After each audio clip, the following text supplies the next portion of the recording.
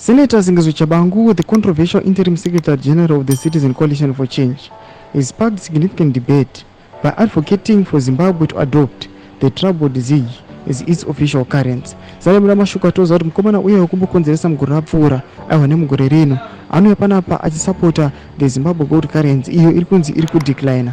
Salemura mashuka anobuda nyogwa pana kuti subscribe or like or turn on the bell kuti mwana wabada nyogwa mchinzi. Tshabangu's actions have raised eyebrows, with some suggesting he is trying to ingratiate himself with the ZANU-PF despite his assertion of being an opposition leader. On Thursday, Tshabangu said, "Patriotism is loving your country wholeheartedly," he asserted.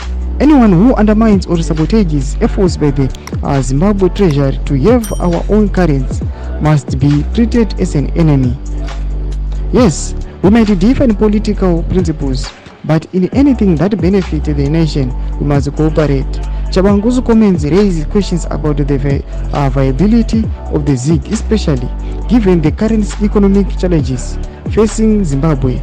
His call to prioritize the national currency over the US dollar has drawn mixed reactions from both supporters and critics. Thomas Warubuda panapa tiona kuti aiwa mashuka ntaona sinzo Tshabangu anouya panapa achicriticize nevanhu vachiti aiwa tichisa background toona kuti aiwa ZIG streets aiwa riri kuluza value. Toona kuti sinzo Tshabangu anonzi ndiye anorepresenta vakomana opposition, vakomana vanenge vachiti aiwa tinene an alternative yekuti tingaita zviri nani.